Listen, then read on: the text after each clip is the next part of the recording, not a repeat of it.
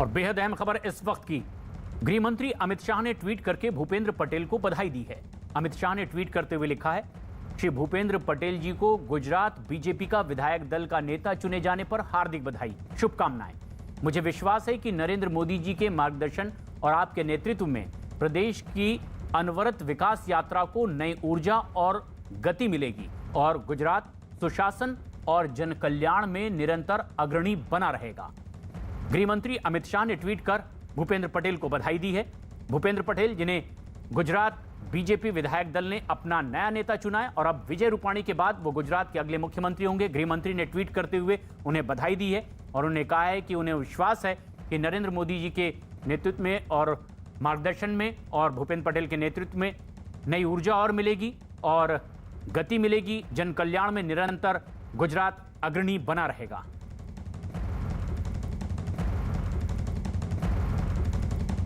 जनक दवे हमारे सहयोगी लगातार हमारे साथ बने हुए हैं। जनक, जिस तरह से हम संकेत दे रहे थे, दर्शकों तक जानकारी पहुंचा रहे थे, हुआ वही। सरप्राइजिंगली एक नया नाम चर्चा में सामने आया जिस पर चर्चा हो ही नहीं रही थी, उनके नाम का ऐलान हुआ। भूपेंद्र पटेल, जो कतार में कहीं पीछे बैठे हुए थे, उनके नाम की घोषणा हुई, हाथ पकड़कर उन्हें मंच पर लाया गया और अब नए मुख्यमंत्री होंगे। किस तरह की और आगे की तैयारी के बारे में पता चल पा रहा है अब?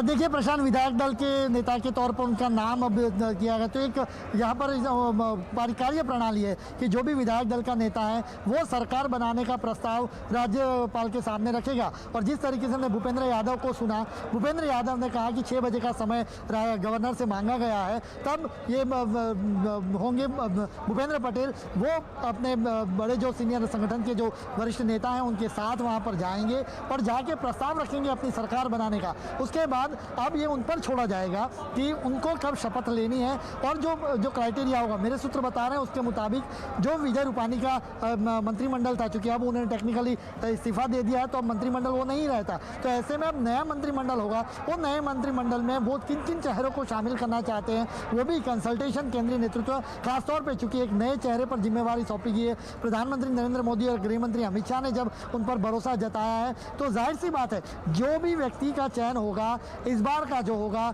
जो मंत्री बनेगा, उसको जाति आधारित जो एक सिस्टम बनाई होती है, बिल्कुल उसमें सबको रिप्रेजेंटेशन मिले। हमेशा इस तरीके से आपने चाहे केंद्रीय नेतृत्व में भी यहाँ पे देखे कि यहाँ पे 2 पाटीदार जो बड़े नेता हैं उनको वहाँ पे प्रतिनिधित्व दिया गया, तो उसी तरीके से यहाँ पर भी कास्ट वाइज इनको प्रतिनिधित्व दिया जाए। डेप्यूटी सीएम, 2 डेप्यूटी सीएम का बात हो रही है, उप मुख्यमंत्री होगी, तो उन पर उन दोनों को सामने लाया जाए। तो वो कौन होंगे, ये सारी जिम्मेवारी उन पर रहेगी। और ये पूरी कंसल्टेशन के साथ, चूंकि अभी भी भूपेंद्र यादव और बाकी यहाँ लोग हैं, तो वो सब साथ में बैठकर नया कैबिनेट उनका किस तरीके का हो, क्योंकि श्राद्ध पक्ष शुरू हो रहे हैं अगले हफ्ते के बाद, तो ऐसे में श्राद्ध पक्ष शुरू हो उससे पहले ये प्रक्रिया खत्म हो जाए, ये शपथ ग्रहण भी हो जाएगा और अब 6 बजे वो पत्र लेकर पहुंचेंगे राज्यपाल से मिलने। लेकिन इसकी औपचारिक घोषणा की है इस बैठक में केंद्र की ओर से पहुंचे हुए पर्यवेक्षक के तौर पर केंद्रीय मंत्री नरेंद्र सिंह तोमर और प्रहलाद जोशी ने। क्या कहा उन्होंने अपनी इस घोषणा में, वो भी दर्शकों को सुनाते हैं।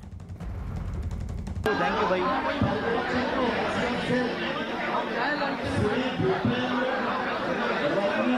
अमन भाई इधर रुको, इधर आएगा अमन भाई।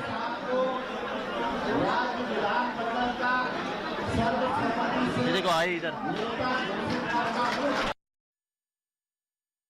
यूनानिमसली इलेक्ट हुआ है, मैं बधाई देता हूं, बहुत अच्छा निर्णय हुआ है।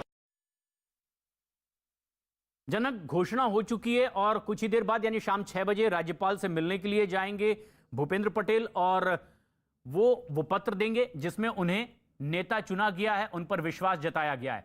लेकिन आगे की और क्या जानकारी मिल पा रही है, किस तरह के रिएक्शन जिनसे आपकी बातचीत हो पा रही है?